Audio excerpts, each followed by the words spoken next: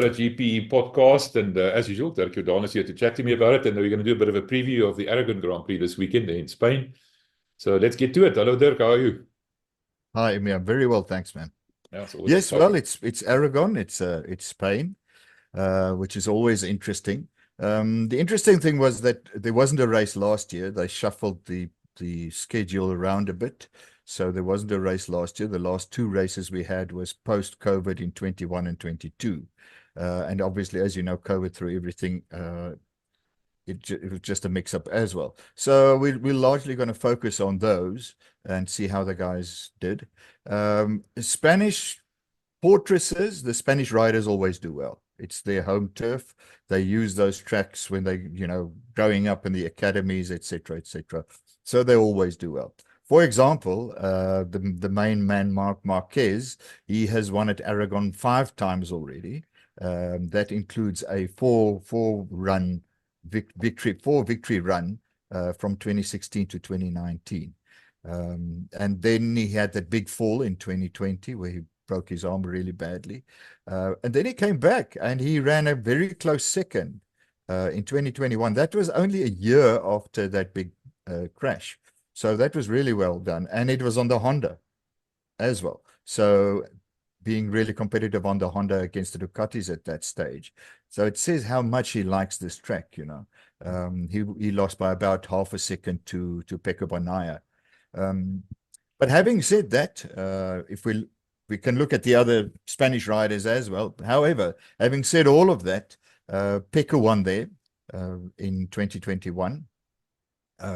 And then against Marc Marquez. And then the year after that, Enea Bastianini, the guy running third in the championship currently, he won. And he was on the Gresini Ducati at that stage, which was the year previous's model. So with those specs, albeit for only 4/400ths of a second, Sure. he beat Pecco Bagnaia into a very, very close second. So both of them have a really good record there as well, the two Italians.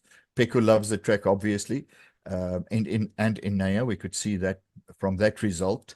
Plus, they're both on possibly the best bike of the season, so they will definitely be in the running this weekend. There's no denying that. But then Marc Marquez most probably as well. Davide Tardozzi, the team boss of Lenovo Ducati, the main factory team, he predicted that Marc Marquez will win a MotoGP this year, which says a lot because he doesn't really ride for him. So this could very well be it this weekend. We'll have to see how it goes. But any of those three might be right. They will all be right up there, and any one of those three could win. Sorry. Yeah, the other contender, is of course Jorge Martin, who's only 5 points behind Pecco Bagnaia at this stage. So if we look at how he did over there, he ran as I think it was a 6th and a 9th at that track in the previous two runnings. However, we must remember that they didn't ride on that track last year. And those 2 other years, he wasn't up to speed yet on the Pramac Ducati. That's about where he was the whole season, was from number 5 to about 10th, So that was par for the course for him for those 2 seasons. They didn't run it last year when he had a really, really good season and competed for the championship. And I mean, it's a different kettle of fish this year. He's just a different rider and the bike is right up there. So I think we shouldn't look too much into those 2 results. So he'll definitely be there as well. So what does that tell us? I think it's going to be the 4 main runners at this stage. The 4 top guys on the points table, they will be the guys to beat there. Although one or two of the other Spanish riders, like Elisha Spargaro, who's had a good results there as well, he might be in the mix and steal a couple of points from them. Yeah, and then where KTM, of course, we have an interest in KTM because of the South African connection with Brad Binder over there. How did they do? 3 years ago, Jack got a 5th, and 2 years ago, Brad Binder got a 4th, which is a very good result. He did really well at that track as well. But he had a good season then as well, Brad Binder. So they could be in the mix, but it's still up in the air for them. We're not quite sure what the new changes they've done to the bike are going to bring to the table, the new aero, the new this, the new that. So we'll have to see. It's a bit up in the air at this stage. where all tracks are concerned for KTM. But as we've seen in many race formats like Formula One, etc., the guys turn things around. It happens, and especially if there's a lot of money involved, big teams, big money, and it's almost inevitable that good teams, well-run teams like KTM will make a good comeback. So we just have to wait. It should happen soon, I hope. Yeah, well, I wonder if at some stage they might decide to sort of write off the season and focus on next year's bike. I mean, KTM, I yeah, I don't know. What do you think? I think that's what they're busy doing, in actual fact. They haven't said anything to that effect, but I've heard. But I think that's why they're trying a lot of new stuff now, as much as they are allowed according to the regulations. So I think that's basically what they're doing. They're trying to build for next year and going to boost their team with those new riders that are coming in, Maverick Vinales, Enea Bastianini, that sort of thing. Pedro Acosta moving to Red Bull KTM. I think they're really looking to the future right now, because at this stage, to make big inroads into the championship, it's not really going to happen. Brad is up into 6 at this stage, and he's the top KTM rider. So I don't think they can expect much more than just rebuilding. In terms of Marc Marquez on that Rossini, that's also a year-old bike. Ducati said that they've kept developing it a bit, but they haven't developed the 24 bike so much. So maybe there's a bit of a convergence. Maybe it's getting closer, but Marquez has we sort of haven't faded seen a it bit. too much. Yeah, and Yeah, we haven't seen it getting any much closer to the GP24. I think the GP24 is just as near as perfect to a motorcycle that you can find, a racing bike. So that its geometry and power delivery and everything is just perfect. Apparently, as we've said before, their main benefit and their main advantage is the way that the traction of the rear tire. So where the others start struggling eventually, they have the best possible grip on that rear tire. To that effect, that the Ducati, the GP24 riders say that the rear is pushing the front. Which that basically means what happens is if you start braking before a corner, everything moves to the front. The pressure moves to the front, the weight, obviously. So it compresses the suspension in front. So the front contact patch of the front tire enlarges. So it increases the grip, the braking, and in other words, turning into the corner. But what's happening with the GP24 is that the rear grip is so good that it literally clings to the tarmac much better, so that you have less of that pressure on the front. And that makes their handling much better. The flip side of that coin is obviously that you have slightly less grip on the front. You can brake much harder, in other words, but you have slightly less grip on the front. And that's why we've seen earlier in the season guys like Pecco Bagnaia falling, especially in the sprint races, where he used slightly softer tires, for the shorter format. And we've seen him fall a couple of times, and so that happens. That's the counterpoint. However, that just tells you that bike is, they say that they've never seen anything like it, So it's just out there. And no matter what they try with the GP23, it's never going to get really close. But that is an interesting thing that you're talking about. Isn't that exactly what Marc Marquez was struggling with at the beginning of the season? The transfer from Honda to Ducati. The Honda was more on the nose, and now the Ducati is more on the back, stronger in the back, and the Honda was stronger on the nose, and that's why he was struggling so much. And does he seem to be, still struggling with that kind of thing to a degree? No, he says it. He says that he's adapted to the bike. He does everything that he possibly can. We've seen him fall quite a couple of times, especially in sprint races as well. But I think he's such a pro at this stage. He's adapted his whole riding style, and it takes. On the other hand, we must remember it's a minuscule change that gives off a big effect. At that level, at the physics and how you do stuff. So a little change makes a big change. It has a sort of the butterfly effect, if you want to call it that. But I think Mark is on it now. If they can get that bike to give him some more performance, especially, he's just going to get more and more podiums, I think. Just a matter of interest. Why did they skip last year? Why was the Grand Prix run on this track last year? Well, it's not quite clear, but what they did do is they gave Aragon a new surface. So we have a new tarmac on top of the track. Last year there were a couple of changes last year, and they tried to make it more representative, you know. I mean, Dorna, even before Liberty was going to come on board, they're trying to make things more representative, to spread it out. That's why we had an Indian GP last year, you know, that sort of stuff. We went to Kazakhstan and so on. They're trying to spread it around a little bit, however, keep it within certain regions to make the traveling not as expensive. So, but it was just part of a reorganizing and a shuffling of the whole calendar. But what they did do is they gave it, in that time, they gave it a new surface, which, but just by the way, could change things this weekend, because apparently they've seen out of testing that it's a very abrasive surface. So we'll have more tire wear. So that might just force the guys' hands, you know, the teams. They might have to go for slightly harder compounds in the full race on Sunday. And that changes everything. That changes the handling, that changes the braking, that changes the level of grip. Are we going to see more guys falling on that new tarmac? Because also it might not be as run in as other tracks, you know. There won't be as much rubber in that track. It's a purpose-built track for this. So we'll have to see, but that could be a spanner in the works, yes, the new surface.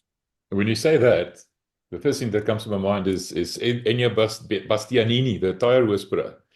The guy who you know, manages to get his tires to come alive towards the end of the race, where everybody else is although last time dead. it didn't really work for him, but yeah, you're right. in general it does. It generally does. So exactly, I mean, he won there the last time out, and if he watches his tires properly, like he usually does, with a little bit of luck, he could be on the top step again. Yes.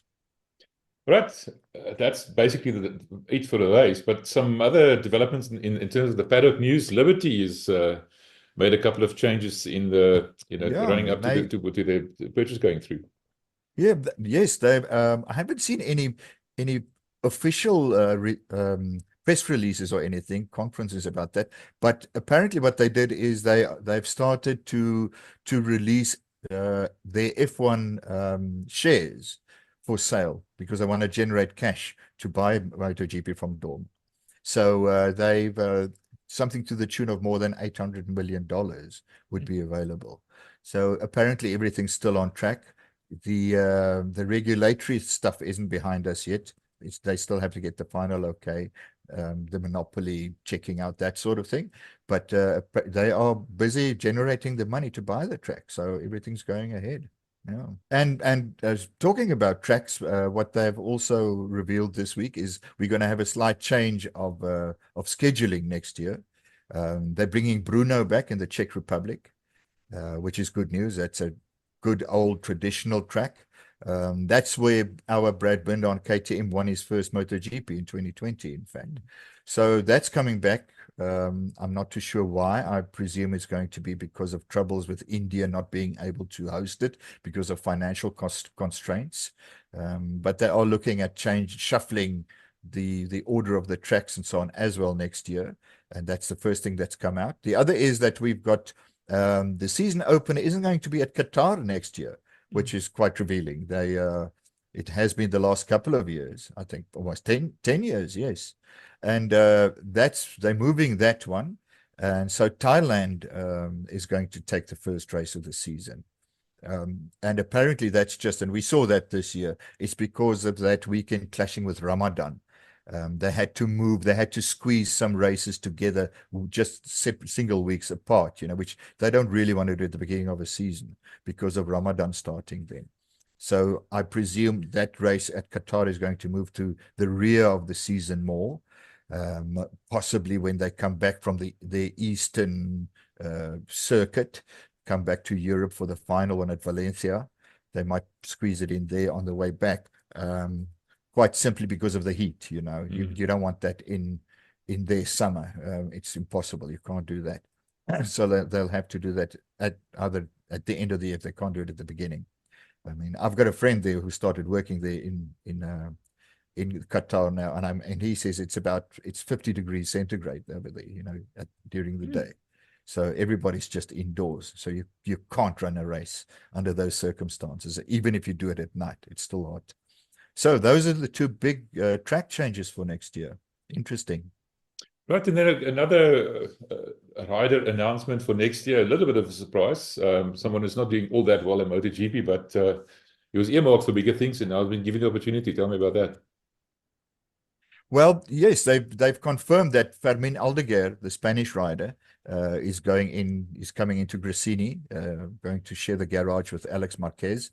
And now you have to remember that they did announce in March already that they've signed Fermin Aldeguer. They wanted to do that the previous year already. They firmly believe Ducati as a manufacturer, racing manufacturer. They believe in him, and he must have some skills for them to do that. He was the first announcement this year, but it wasn't clear to which team he would be going. They wanted to see how things fall, how the dominoes fall first, and we had the whole Jorge Martin debacle, that sort of stuff. And now they've said, no, he's getting the Gresini seat, which I thought would have been a good seat to give to Enea Bastianini, to not lose him out of the Ducati garage. But that didn't happen. So he's going to KTM. So yes, Aldeguer, he runs in Moto2 at this stage. He's had better seasons there, but at this stage he's running 5th in the championship. He's had 2 victories, 1 second place, 1 third place, which those are good results, in a very, very, very competitive format. So why is he only 5th? Because he's had 4 DNFs. I mean, he's fallen a couple of times. So the consistency, unfortunately, isn't there. So that'll be worrisome, but he'll be welcomed. He'll be the latest rider, latest addition to the MotoGP circuit, the circus. It is interesting, just as a side note, that he's a Spanish rider. There was a bit of a hoo-ha because Dorna said, well, they really think there should be more variety amongst the riders as well, It should be more representative. And in fact, that there are too many Italian and Spanish riders, which is interesting. Of course, there was a huge outcry from the Spanish, especially the riders themselves, and the Italian. Some of them said, well, they acknowledge that they have this good feeding scheme and they have a lot of tracks, etc., etc. That's why it happens. And they've got this tradition now. But the riders say, well, it's also very competitive. So it's very hard for us to come out top. And we have to, make a lot of commitment, etc., etc., and our families and so on to reach that top, which is true, I suppose, definitely.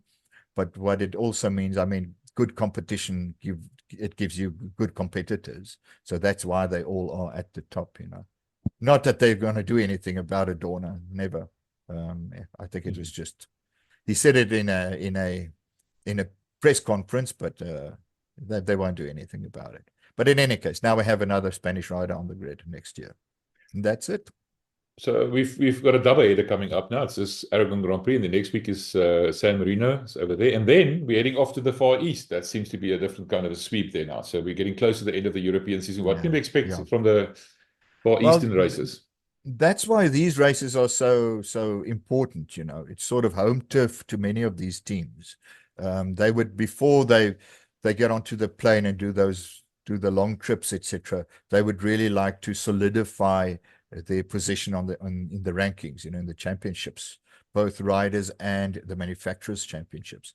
I also think that those other tracks, especially the East, not so much Phillip Island, but the Eastern tracks like Thailand and those guys, it's more unpredictable because of the weather. You have very high humidity, very high temperatures. So the tires, etc., we've seen this whole season that the Michelin tires tend to be slightly more unpredictable sometimes. So we'll have to wait and see what they do under those circumstances. It could also juggle things a little bit. All right, Dirk, thanks. We'll have a chat next week early after the race to see what happened, and then have a look at the Italian Grand Prix coming up, and then any news that might break in the meantime, we'll discuss that. Thanks for your time. Appreciate it. Adios.